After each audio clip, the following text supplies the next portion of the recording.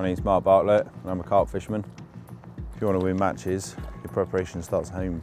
Gathering information on the venue that you're going to fish and just finding out as much as you possibly can. There's enough information out there nowadays to do a recce on any venue, especially with the match venues. There's only a select few, so you know all the past match results, the areas where the fish are going to be caught from, and what sort of fish you're going to be catching, whether you're fishing for a select few fish or you're looking to actually catch a massive weight.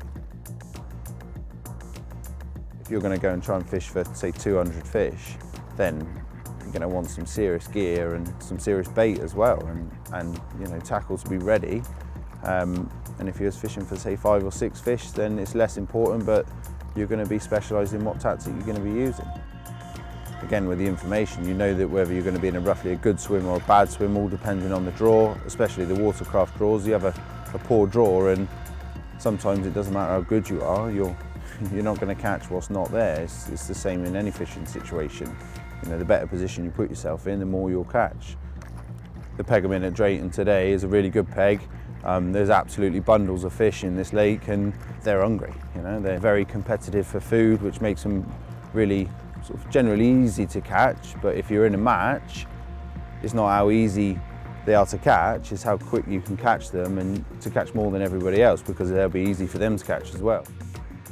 Now, if you're playing a lot of fish during the day, there'll only be a certain amount of baiting that you can do. So to keep them fish on you and not the guy that's 20 yards to your right is important. And to do that, you need some specialist bait for the sort of tactics that we're going to be using on here.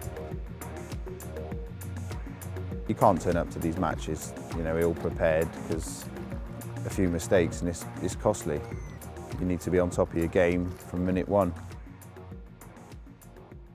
Accuracy is important. It's probably one of the biggest factors in this sort of fishing, as it is with most fishing in whereabouts on the lake you're going to fish, but especially here, because you're trying to concentrate as many fish in one area as you possibly can. It's important that you get all your rods clipped up at the right distances. You know, you use your line markers, you know that your spod and everything is clipped up to all the same area. So when you're feeding, it's just keeping the fish there, and then as soon as you've caught one, you're back on the money, all your reels are clipped up, your rigs are ready to rock and roll. It just keeps it ticking over nicely.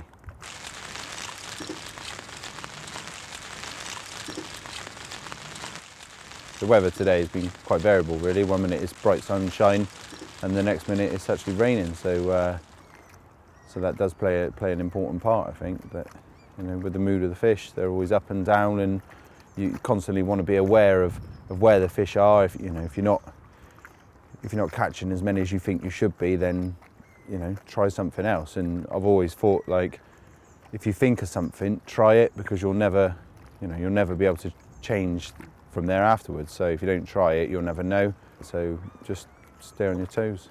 To start with, I started with just a hemp and corn mix, just to try and start on the bottom. You know, some days you catch more on the bottom than what you would up in the water, so I just wanted to start with no like ground bait or slop in the mix to draw the fish off the bottom. I'd rather start on the bottom and then work my way up, rather than sort of attract all the fish up in the water to start with.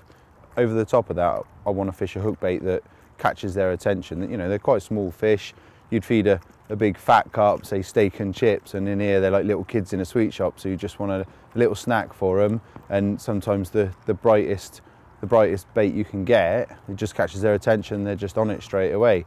And something that stands out from your feed as well, so if I'm feeding hemp and corn to start with, and I was fishing a bright pink hook bait straight over the top. Now a big fish might be wary of that, whereas these fish are just like, whoa, I want that, and they're straight on it. So that will get you the quickest bite, coupled along with either a little stick of ground bait mixed with some liquids, high attract liquids that are really water soluble, that can disperse and attract the fish straight away, or a little bag of micro pellet or something that they can just snack on. So it's fishing straight away.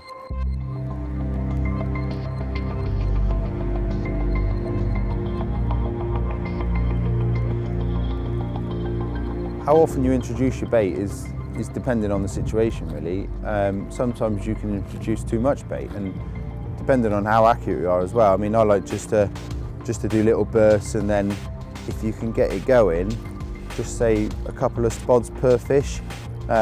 You don't want to be hoofing loads of gear in. You just keep it trickling in nicely.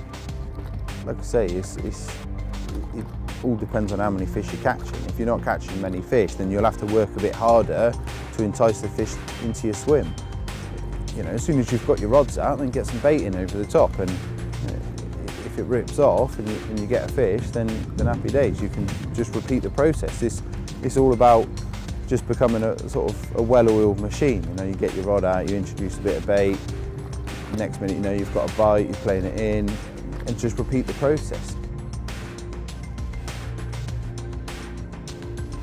When you're fishing a competition, you just need to stay aware of what you're doing. Don't worry about what everyone else is doing, because you can only catch what fish are in front of you.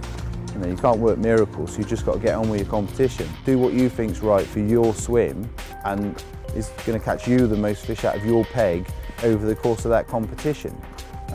And what everyone else is doing is irrelevant really, because it won't change things in the end.